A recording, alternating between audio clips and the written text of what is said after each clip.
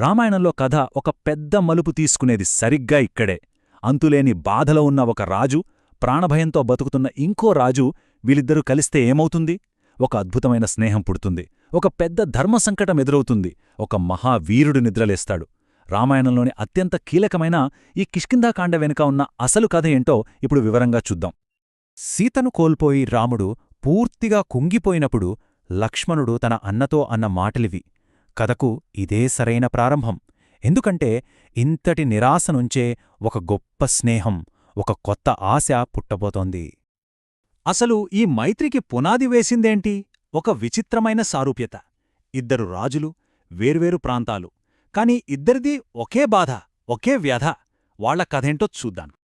చూడండి, ఒకవైపు అపహరణకు గురైన తన భార్య సీత కోసం విలపిస్తున్న రాముడు, మరోవైపు కన్న అన్న వాలి చేతిలోనే భార్యను, రాజ్యాన్ని కోల్పోయి ప్రాణభయంతో కొండల్లో దాక్కునున్న వానరరాజు సుగ్రీవుడు. చూశారా?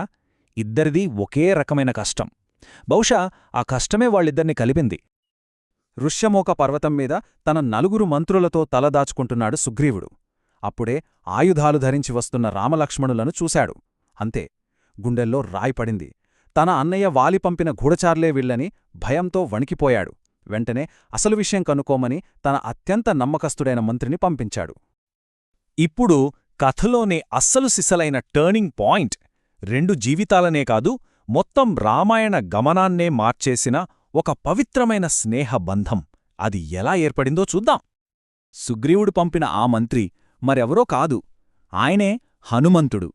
ఒక సన్యాసి వేషంలో ఎంతో వినయంగా రామలక్ష్మణులను సమీపించి వారి రాకకు కారణమేంటని అడుగుతాడు. ఈ ఒక్క సమావేశం, ఇక అక్కడ్నుంచి రామాయణం గమనం పూర్తిగా మారిపోతుంది. హనుమంతుడి మాటల్లోని స్పష్టత, పాండిత్యం, వినయం చూసి రాముడు ఎంతగానో ముగ్ధుడైపోతాడు. లక్ష్మణుడి వైపు తిరిగి హనుమంతుడి వాగ్ధాటిని మెచ్చుకుంటూ ఈ మాటలంటాడు. ఒక్క మాటతో మొదటి పరిచయంలోనే హనుమంతుడు రాముడి పూర్తి నమ్మకాన్ని గెలుచుకున్నాడు. ఇక హనుమంతుడి చొరవతో రామసుగ్రీవులు కలుసుకున్నారు. అగ్నిని సాక్షిగా చేసుకుని మిత్రులయ్యారు. వాళ్ల మధ్య ఒప్పందం చాలా క్లియర్గా ఉంది. రాముడు సుగ్రీవుడికి రాజ్యాన్ని తిరిగిప్పిస్తాడు, అంటే వాలిని వధిస్తాడు. దానికి బదులుగా సుగ్రీవుడు తన వానర సైన్యంతో సీతను వెతుకుతాడు. మనం ఇప్పుడు ఈ కాండంలోనే అత్యంత చర్చనీయాంశమైన ఒక పెద్ద ధర్మసంకటమైన ఘట్టానికి వచ్చేశాం. అదే వాలివధ. ఎందుకిలా జరిగింది? అయితే వాలి అంటే మామూలువాడు కాదు, అపారమైన బలవంతుడు. అతన్ని రాముడు నిజంగా ఓడించగలడా అని సుగ్రీవుడికి మనసులో ఒక చిన్న సందేహం. ఆ సందేహాన్ని తీర్చడానికే రాముడు తన శక్తిని ప్రదర్శిస్తాడు. ఒకప్పుడు వాలి విసిరేసిన దుందుబి అనే రాక్షసుడి భారీ అస్థిపంజరాన్ని తన కాలి బొటనవేలితోనే 10 యోజనాల దూరంలో పడేస్తాడు. అంతేకాదు, ఒకే ఒక్క బాణంతో వరుసగా ఉన్న 7 సాలవృక్షాలను చీల్చేస్తాడు. ఇక సుగ్రీవుడికి పూర్తి నమ్మకం కుదిరింది. ప్లాన్ ప్రకారం సుగ్రీవుడు వెళ్లి వాలిని యుద్ధానికి పిలుస్తాడు. ఇద్దరి మధ్య భీకరమైన పోరు మొదలవుతుంది. కాని ఒక సమస్య.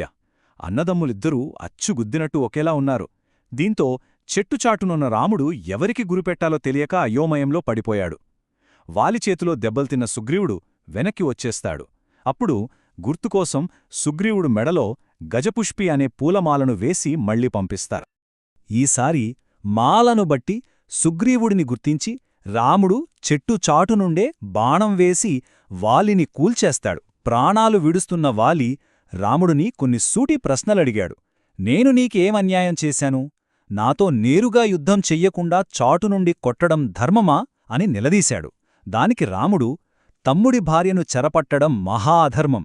అలాంటి అధర్మపరులను శిక్షించడం రాజుగా నా కర్తవ్యం అని స్పష్టంగా బదిలిచ్చాడు. రాముడు చెప్పిన ధర్మ సూక్ష్మాలను విన్న తరువాత వాలికి తన తప్పు తెలిసివచ్చింది. రాముణ్ణి క్షమించమని వేడుకుని తన కొడుకు అంగదుడిని, తన భార్య తారను జాగ్రత్తగా చూసుకోమని సుగ్రీవుడికి అప్పగించి ప్రశాంతంగా ప్రాణాలు విడిచాడు. వాలి మరణంతో రాముడిచ్చిన మాటలో మొదటి భాగం పూర్తయింది. అనుకున్నట్టే ఇప్పుడు సుగ్రీవుడు కిష్కింధకు రాజు అయ్యాడు. సుగ్రీవుడు కిష్కింధకు రాజుగా, అంగదుడు యువరాజుగా పట్టాభిషేకం చేసుకున్నారు. ఇక రాముడికిచ్చిన మాట నిలబెట్టుకోవాల్సిన సమయం వచ్చింది. కాని వర్షాకాలం మొదలైంది. దీంతో సీత కోసం వెతకడం అసాధ్యం. ఆ 4 నెలల పాటు రాముడు ప్రస్రవణ పర్వతంపై ఓపికగా ఎదురుచూస్తూ ఉండిపోయాడు. వర్షాకాలం ముగిసింది. అయినా సుగ్రీవుడి నుంచి కబురులేదు. రాజ్యసుఖాలలో మునిగిపోయి రాముడికిచ్చిన మాటను పూర్తిగా మర్చిపోయాడు. దీంతో రాముడికి కోపం కట్టలు తెంచుకుంది. వెంటనే లక్ష్మణుడిని కిష్కిందకు పంపాడు. లక్ష్మణుడి ఉగ్రరూపం చూసి వానరులంతో భయపడ్డారు. ఆ సమయంలో వాలి భార్య అయిన తార ఎంతో చాకచక్యంగా మాట్లాడి లక్ష్మణుడి కోపాన్ని చల్లార్చి పరిస్థితిని చక్కదిద్దింది. తన తప్పు తెలుసుకున్న సుగ్రీవుడు ఇక ఏమాత్రం ఆలస్యం చేయలేదు. ఇచ్చిన మాట ప్రకారం సీతను వెతకడానికి తన అపారమైన వానర సైన్యాన్ని మొత్తం సమీకరించాడు. సుగ్రీవుడు తన సైన్యాన్ని 4 భాగాలుగా చేసి 4 దిక్కులకు పంపాడు. తూర్పుకు వినతుడు, పడమరకు సుషేణుడు, ఉత్తరానికి శతబలి నాయకత్వం వహించారు. కాని అందరికంటే బలమైన ముఖ్యమైన బృందాన్ని దక్షిణం వైపు పంపాడు. దానికి నాయకుడు యువరాజు అంగదుడే అయినా అందులో ఉన్న అసలు బలం హనుమంతుడు, జాంబవంతుడు.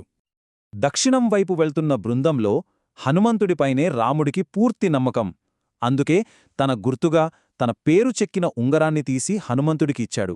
సీతను కలిసినప్పుడు ఇది చూపించు, నిన్ను నమ్ముతుంది అని చెప్పాడు. ఇది కేవలం ఒక ఉంగరం కాదు, అది ఒక ఆశ, ఒక భరోసా.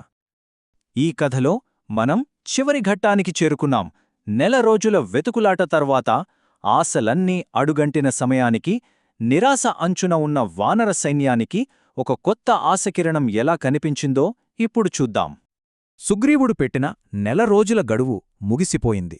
దక్షిణ దిక్కుకు వెళ్లిన అంగదుడు, హనుమంతుడు, జాంబవంతుడు ఎంత వెతికినా సీతమ్మ జాడ కనుక్కోలేకపోయారు. చివరికి వాళ్ల ముందు అంతు లేకుండా విస్తరించిన మహాసముద్రం.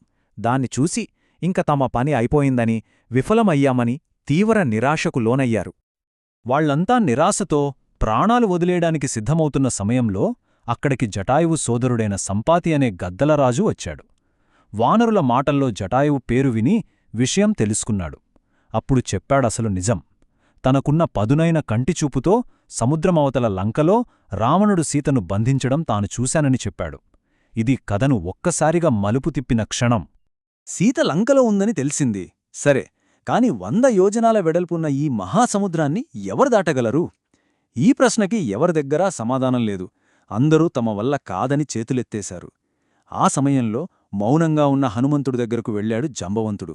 వెళ్ళి అతని జన్మ రహస్యాన్ని, అతని అపారమైన శక్తులని గుర్తుచేశాడు.